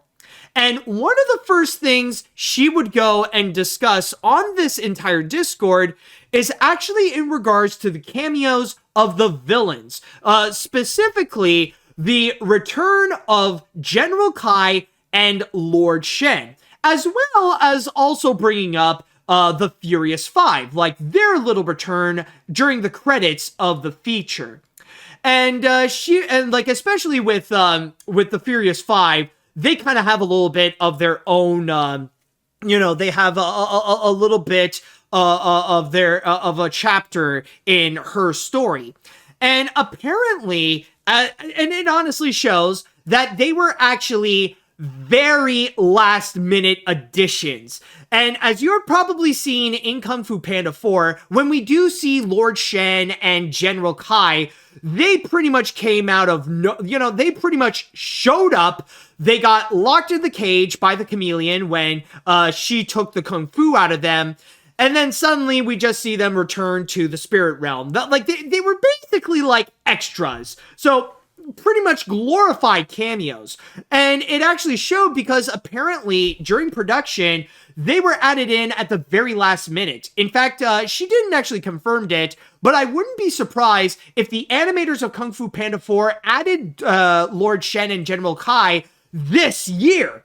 And the way that she described it was that the rigs of Kai and Shen were made out of sticks and glue, meaning that when they were working on the models, they went with like the most basic of basic character models for them to go and use. They didn't add in anything extra. They didn't go crazy with what they would want to do with them. It's just literally just, just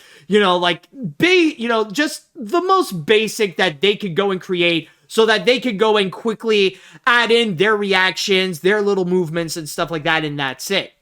And the same story would go with the Furious 5. Where after we saw the entire adventure unfurl and we go into the credits where they would play the Tenacious D version of Hit Me Baby One More Time, we suddenly see Poe ready to go and train Zhen with the Furious 5.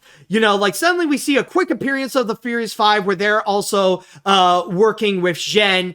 And then from there, they too were also last minute additions, where for the longest time during production, the animators really wanted to add in the Furious 5, which I will get to a little bit later. But it wasn't until the marketers stepped in and say, yeah, you know what? We need to have the Furious 5 on board. We need to bring in the Furious 5. So same thing occurred. They just made very basic models of the Furious 5, or as Stephanie puts it, created these rigs made out of stick and glue, and then just show a few little shots of them training with Zhen.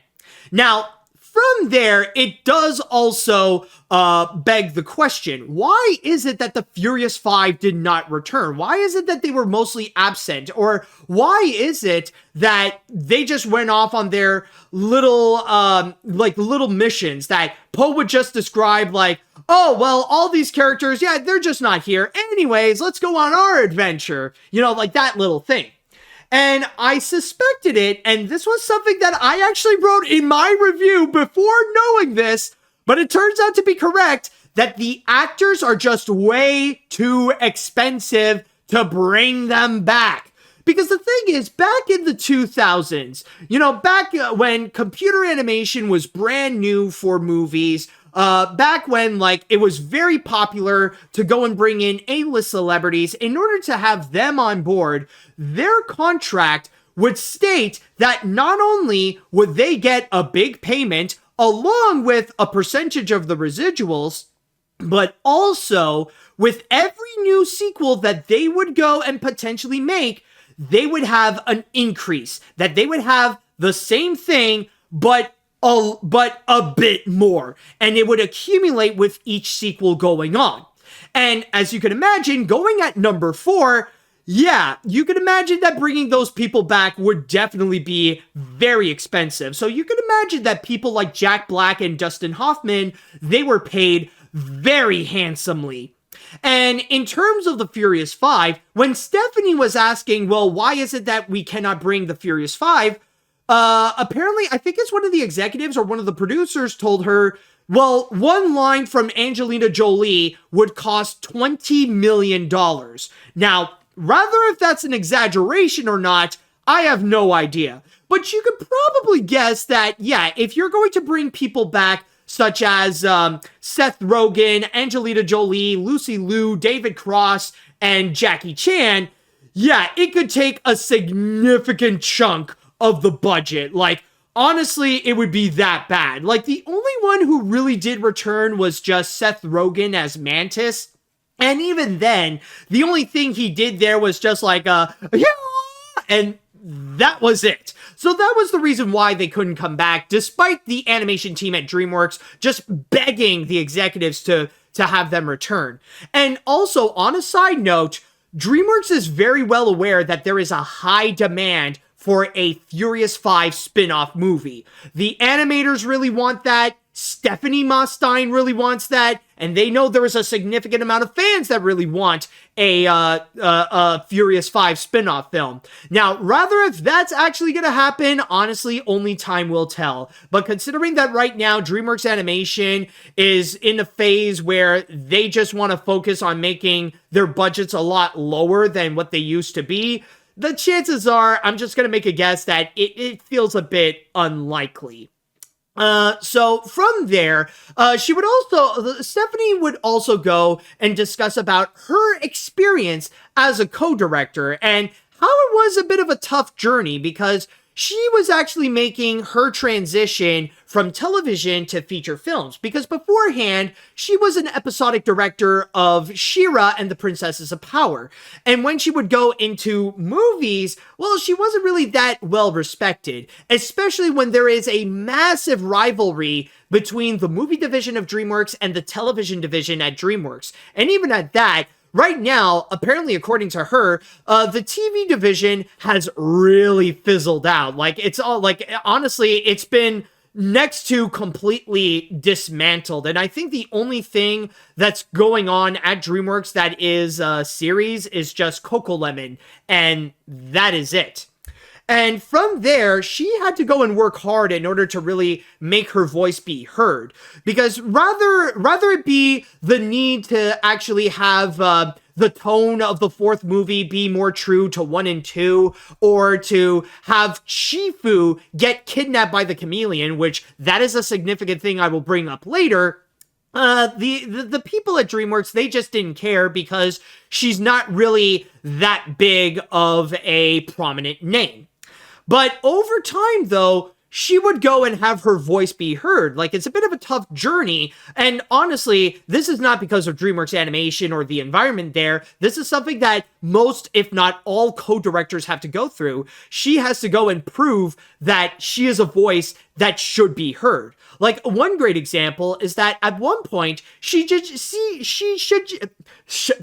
I don't know why I'm tripping on my words there. She suggested to have Sungwon Cho to be among the cast. And if you don't know Sungwon Cho, he is actually known on YouTube as ProZD. Great YouTuber and a professional actor as well. I personally really love the guy. I'm a fan of him. And she wanted him to be in the cast since he knows his way in voice acting.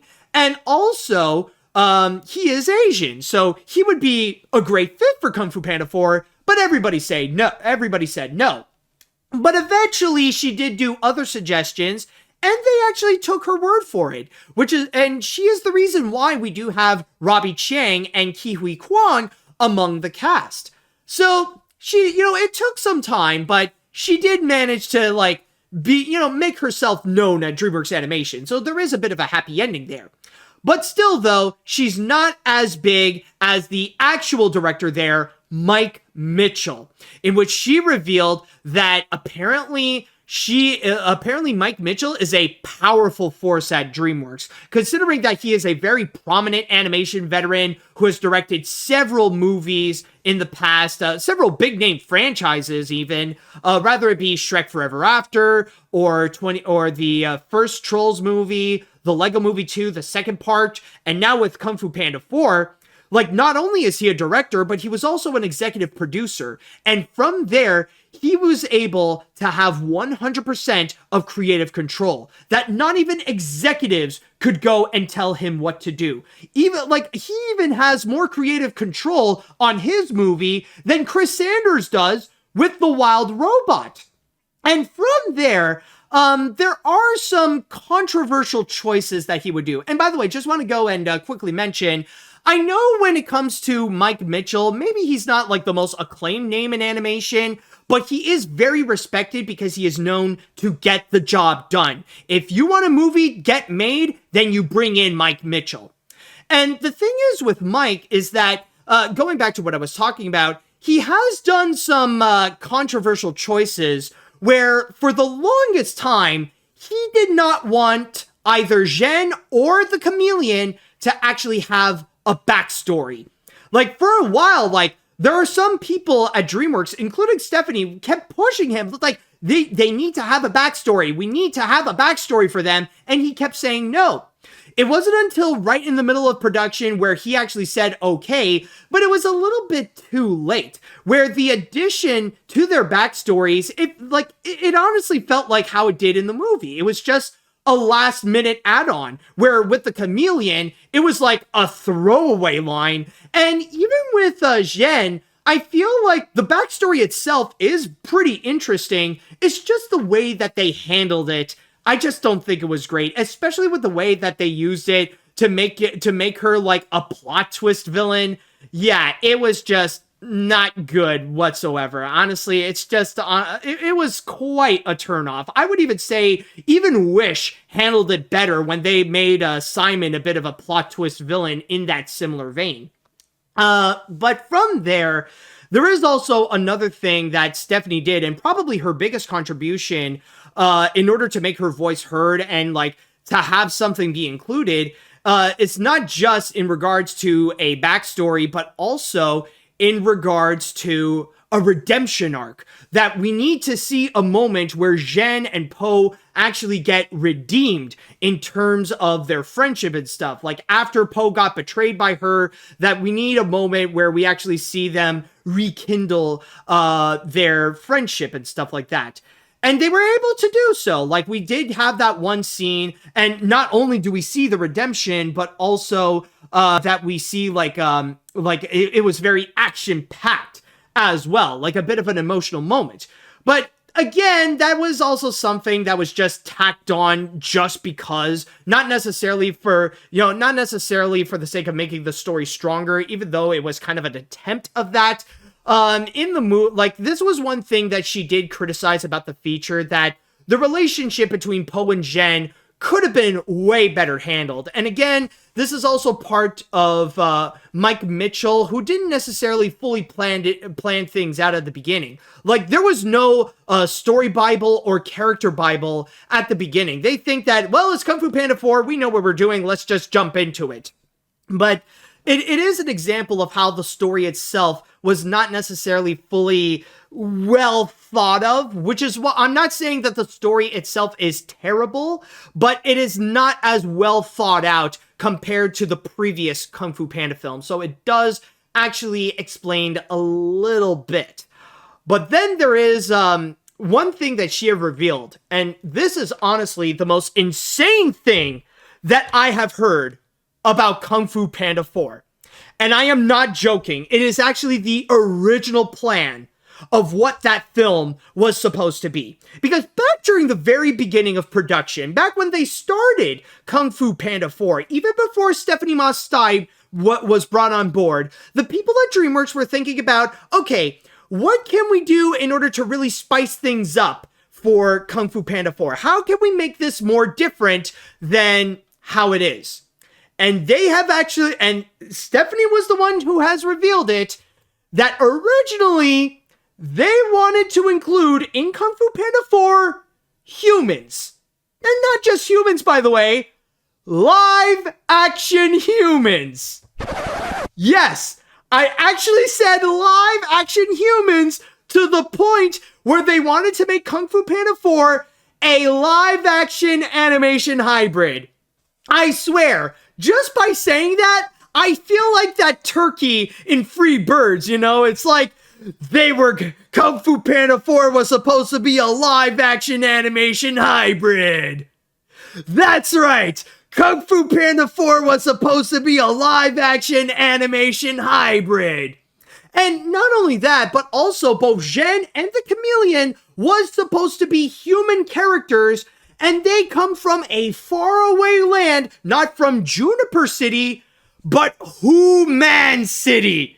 Yeah, that was supposed to be the name, like HU-MAN City. Like, apparently that was a plan right there. And for a while, they were sticking with that idea. Oh, and by the way, I just want to go and add that on top of that, with the chameleon, or when she was a human, she was not known as the chameleon. They wanted to call her the collector. And I know that sounds weird and doesn't make sense, especially with the fact that technically in the third movie, General Kai is also known as Kai the Collector. So we're just gonna have another villain who's also called the Collector. Kind of makes no sense. But anyways, yeah, for a while they wanted to go with that plan, but eventually, of course, they scrapped the idea of the live action animation hybrid. But still though, even then, they were still thinking about the idea of having humans in Kung Fu Panda 4. And it wasn't until they had their second screening of the animatic where they ultimately come to their senses and they said, yeah, you know what? Maybe this is a dumb idea. How about we don't do that and let's just go and stick to animals? And that's where we got the collector becoming the chameleon and Jen became like that little fox. So that was apparently one idea, and I just gotta say, oh man, did they dodge a bullet on that one. Like, yeah, it was, like, honestly, I cannot fathom the idea of suddenly with Kung Fu Panda 4, now we have live action humans. Like, honestly, it honestly feels like what they have done with Trolls Band Together, where you have, like, these human-like cartoony characters suddenly in, and it's like, okay, I guess people are now part of the Trolls universe, like with no explanation whatsoever. I don't know, like that thing made no sense, and honestly, it really is a highlight as to how the writing of that movie was an absolute disaster. So honestly, like it could have been much, like, yeah, maybe the writing of Kung Fu Panda 4 was not great, but it honestly could have been much worse. But then there was one thing. There is one thing in Kung Fu Panda 4 that honestly, I have to say is a missed opportunity. And this is the ultimate thing that I would say, holy crap, like they were seriously, like we were robbed at such a great concept. And this is actually something that I have mentioned before, and that is regarding the idea of Shifu getting kidnapped. Now, why would that be a thing that feels like we would have been robbed? Like, what's the deal with Shifu getting kidnapped by the chameleon? Well, picture this. Like, imagine if either Shifu or Po would suddenly have that vision, that they would see, like, what the chameleon would be up to, especially with taking away Shifu and stuff like that. So the same movie would go along, and, like, they would go and continue, but then suddenly, Tai Lung would go and enter the scene. And then you would see and keep in mind, again, Shifu has been kidnapped by the chameleon, and then suddenly we bring in Tai Lung into this. So throughout that whole moment there, Shifu would be in that same room as Tai Lung.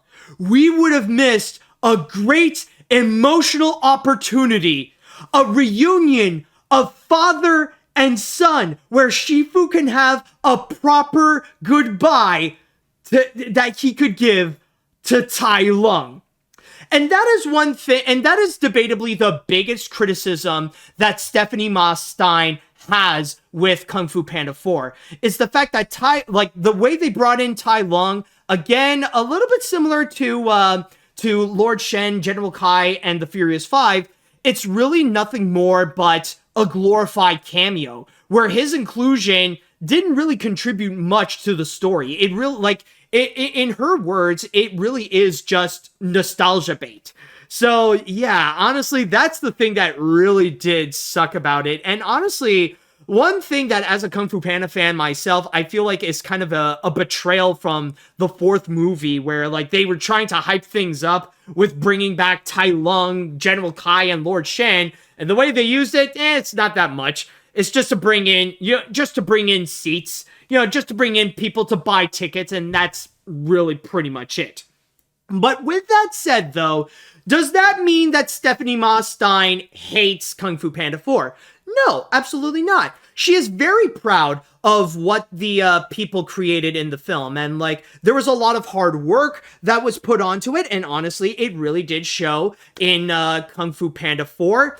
And and like even though there are some like major problems with it, rather it be the absence of rather it be like the absence of the Furious Five, the way that the backstory was just slapped onto it like it didn't really matter, the way she had to force a redeemable arc for Zhen and Po, and also especially with how Tai Lung was handled. Like, it could have been better, but she is happy with what her and her team managed to go and do. So that's why I wanted to take a moment to actually discuss about all this, to go and actually have a talk about what happened during production with Kung Fu Panda 4. Like, it is absolutely insane. But honestly, like, yeah, it's not like the worst production that occurred. It's not like the kind of toxicity in which Lord and Miller would go and abuse their animators in order to create Across the Spider-Verse. But still, though, it's just there are some wild things that have been revealed during the production of Kung Fu Panda 4. All right, I'm going to go and take a break so I can go and try to reset the ad timer here. And when we do return, I would like to know your thoughts as to what Stephanie Ma Stein has revealed about the production of Kung Fu Panda 4. All right, we are back. So now let's see what the chat wall has to say right over here about our little talk with Kung Fu Panda 4. So let's see. Okay, let's see what we have here. Anyways, when I saw Kung Fu Panda 4, I was so disappointed in how the execution turned out with its predictable story and rush pacing, along with some generic characters like Zhen, for example. The Furious Five that I'm disappointed with is the most especially those that want to see Po and Tigress' relationship. When the news broke out, I knew there was a problem going on, including budget cuts of not paying the actors, including poorly handling the villains. The sequel is unnecessary, but really crazy to hear. Yeah, I feel like that's honestly one of the big things that maybe Kung Fu Panda fans might feel absolutely betrayed. The fact that the plot is that Po is going to be giving up his title as the Dragon Warrior because he has a new promotion. And so from there, he has to go and, like, find someone new to become the Dragon Warrior. And, like, you would expect that, oh, you know, maybe Tigress, after the years of helping out Po on his journey and stuff like that, no, let's go and give it to freaking Awkwafina. Let's give it that new spunky little fox that's voiced by Awkwafina, who's doing the same thing like what she did with Miss Tarantula and the bad guys. Let's make her the Dragon Warrior. I don't know. I feel like there would be some Kung Fu Panda fans that might be upset with that. Let's see now. I am very glad this isn't another Across the Spider-Verse situation where the animators were treated like crap, but this is still quite a wild production.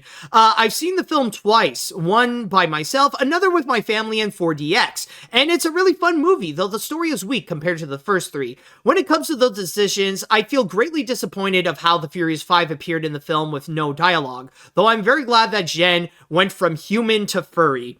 Yeah, exactly. Again, you can't just have a movie where, like, that you've established with 3 films that it's a world filled with anthropomorphic animals, and then suddenly you just have a guy suddenly coming in. Makes no freaking sense. Like, honestly, it's like, I would rather see a fox Awkwafina than Awkwafina herself suddenly appearing like, oh, hey, pal. It just makes no sense. Okay. Anyways, Lord Almighty, this movie was not planned out well. Like, I wasn't planning on watching the 4th movie in theaters, but it's amazing that the movie turned out as well as it did.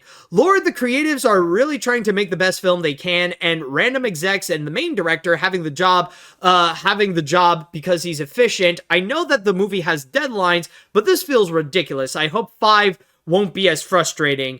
Yeah, but even at that, in my opinion, I don't think I'd be down for a 5. Like, if this is the direction that the Kung Fu Panda films are going, yeah, I don't know. I feel like if they're gonna force out a 5th movie, then we might see another collision course. I'm just saying. Let's see. Any other comments that we would have here? Okay, while I'm not interested in the Kung Fu Panda series, I understand what you are talking about. Great point about the missed opportunity in the film. Also, I think the film will be a box office hit since it has an $85 million budget. That's the thing about low-budgeted films, live action or animated. They can sometimes be successful movie-wise, just like in Illumination. They use small budgets to make profitable films, just like the American fiction writer said at the Oscars a few days ago. Yeah, that is a very good point. And I mean, like, even with Migration, for example, like, it is one of the weakest performing Illumination movies, but it still made its money back because it's a low budget film. So let's see what else we have. Wow, this sucks. I'm sorry to see her having trouble with creative differences during production. Universal just wants to spend money on other big movies, especially the Fast franchise. Having no Furious 5 and Kung Fu Panda 4 doesn't make sense. By the way, when will we see the last animation look back on the Muppets? I am actually working on that right now, and I am planning either on a release of the end of this month, like the end of March, or probably the beginning of April. And at this point, I might need a little bit more time, so I'm just saying right now, like, originally I planned for the end of March, but I'm gonna have to delay it a little bit, where it might be the beginning of April where we will see the final part. So just to let you know, but yes, I am working on it right now, and it will be done soon. Let's see now. I think we're gonna have one more comment and then we'll be good to go. Or at least two more comments. Let's see here. I'm still going to watch Kung Fu Panda 4 next Monday, but what I heard about Stephanie and the clashes between her and Mike Mitchell and other Universal executives over creative differences, Stephanie's vision could have been better, but I laughed at the live-action animation hybrid concept. Alright, I saw Kung Fu Panda 4 this weekend, Okay, yeah. I saw Kung Fu Panda 4 this weekend with a friend, and we both really enjoyed it. Not the best movie in the series, but it was still awesome. But seeing what happened behind the scenes was definitely problematic, and I feel sorry for Stephanie Stein herself and how the crew called her a nobody. Let's just say for any future movies within the franchise, Mike Mitchell should be kept away from it due to some of his questionable decisions, and get someone like Stein herself or maybe even Joel Crawford to direct it. I mean, that depends if there even is going to be a Kung Fu Panda 5. And I think with that said, that should do it for this episode of AniMat's Crazy Cartoon Cast, or at least the second one of this week. And oh boy, there was a lot to cover, including the Oscars, but I'm glad that we managed to pull through all this. So with that said, I would like to say that if you would like for more AniMat's Crazy Cartoon Cast and want to keep up with the latest episodes, then don't forget to go and subscribe to the AniMat Live Twitch channel and the AniMat's Crazy Cartoon Cast YouTube channel. Also, if you're listening to this on your podcast service, then don't forget to go and follow me there, whether it be on Spotify, Amazon, iTunes, or Google. And so with that said and done, I would like to say thank you all so much for listening. Thank you all so much for watching. And until next time, see you later, dudes.